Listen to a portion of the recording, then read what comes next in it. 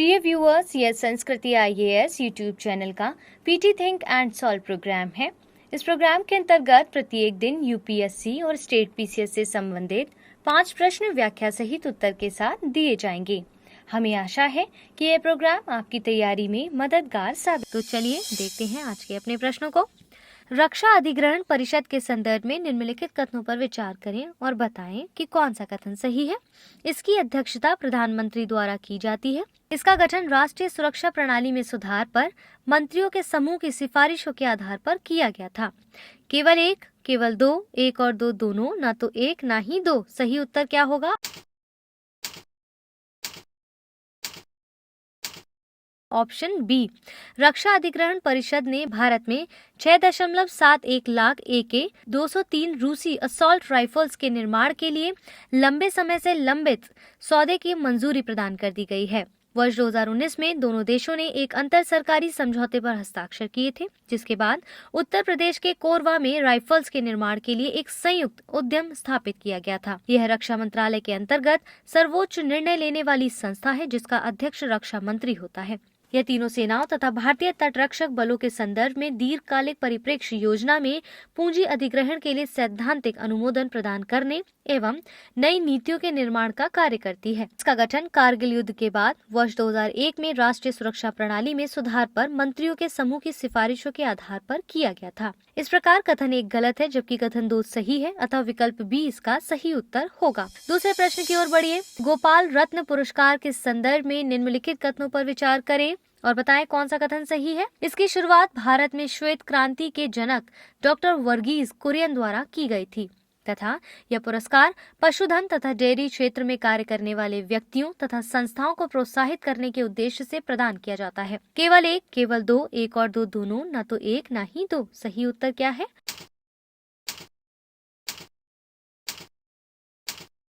Option B. पशुपालन एवं dairy विभाग ने 26 नवंबर 2021 को राष्ट्रीय दुग्ध दिवस के अवसर पर राष्ट्रीय गोपाल रत्न पुरस्कारों का आयोजन किया है। इसे डॉक्टर वर्गीज कुरियन की जन्म शताब्दी के उपलक्ष्य में आयोजित किया गया था।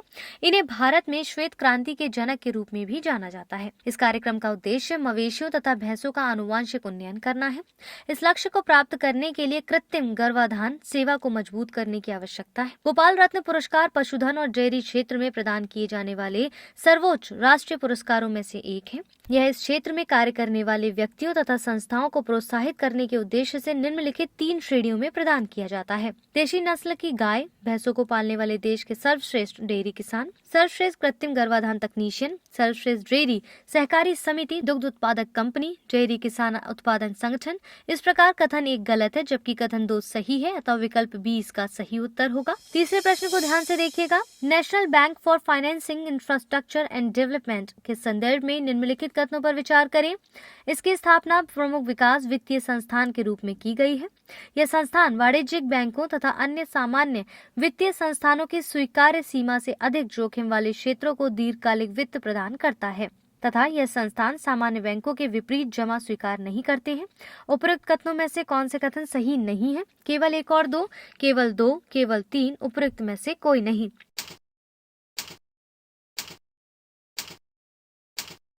सही उत्तर है ऑप्शन डी।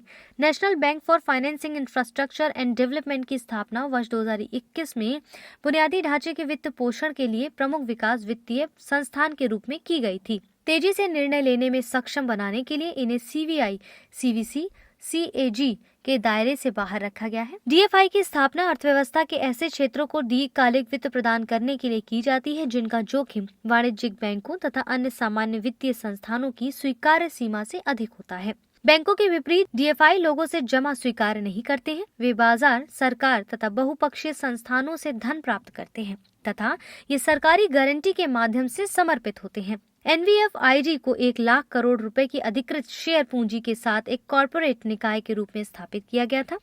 इसके शेयर केंद्र सरकार, बहुपक्षीय संस्थान, sovereign wealth fund, pension fund, बीमाकर्ता, वित्तीय संस्थान, बैंक तथा केंद्र सरकार द्वारा निर्धारित अन्य संस्थानों द्वारा धारण किए जा सकते हैं। इस प्रकार उपरोक्त सभी कथन सही है, अतः विकल्प डी इसका सही उत्तर होगा। चौथे प्रश्न को देखिए। निम्नलिखित कथनों पर विचार करते हुए सही कथन का चयन करें। भारतीय विशिष्ट पहचान प्राधिकरण इलेक्ट्रॉनिक्स एवं सूचना प्रौद्योगिकी मंत्रालय के अंतर्गत एक सांविधिक प्राधिकरण है। आधार जमीनी स्तर पर सहकारी संघवाद के विचार को साकार करने में सक्षम है। केवल एक, केवल दो, एक और दो दोनों, ना तो एक ना ही दो।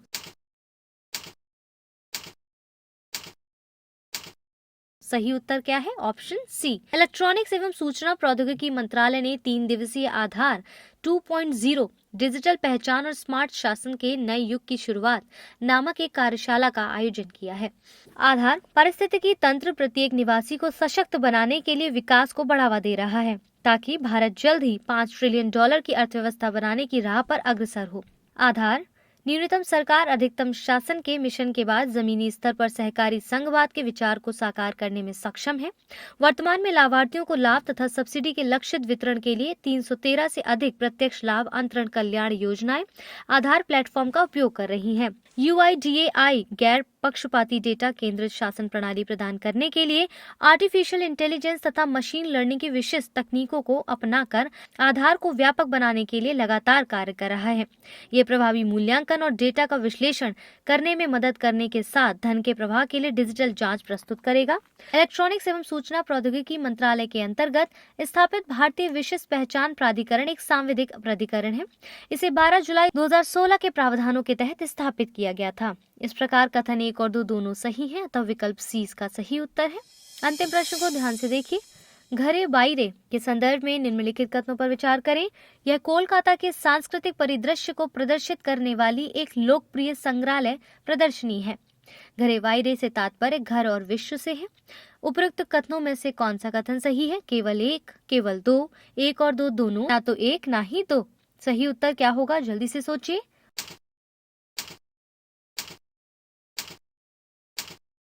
Option C. कोलकाता में लोकप्रिय संग्रहालय प्रदर्शनी घरे बाइरे को बंद किया जा रहा है। इसका संचालन लगभग 2 वर्षों तक शहर के सांस्कृतिक परिदृश्य को समृद्ध करने के लिए किया गया था। इस दौरान इसने बंगाल में 2 सदियों की कला का प्रदर्शन किया है। इसका नाम रविंद्रनाथ टैगोर के प्रतिष्ठित उपन्यास के शीर्षक से लिया गया है। सत्यजीत रे ने इस उपन्यास पर आधारित एक फिल्म भी बनाई गई थी। घरे बाइरे का अर्थ घर और विश्व से है। एक निजी संस्था DAG संग्रहालय ने national gallery of modern art तथा भारतीय पुरातत्व सर्वेक्षण के सहयोग से इस प्रदर्शनी का संचालन किया है। घरे बाइरे के संबंध में मंत्रालय के साथ DAG संग्रहालय का अनुबंध पिछले वर्ष समाप्त हो गया था तथा मंत्रालय ने अब इसे नवीनीकृत नहीं करने का फैसला किया है। संग्रहालय प्रदर्शनी का उद्घाटन 11 जनवरी 2020 को पुनर्निर्मित मुद्रा भवन में किया गया था। इस भवन का निर्माण वर्ष 1833 में करवाया गया था, जो वर्ष 1996 में लगभग धराशायी हो गया था। ये विनोय बादल दिनेश बाग में स्थित है, जिसे डलहौजी स्क्वायर के नाम से जाना जाता है। इस प्रकार कथन 1 और 2 सही है, अतः विकल्प सी इसका सही उत्तर होगा।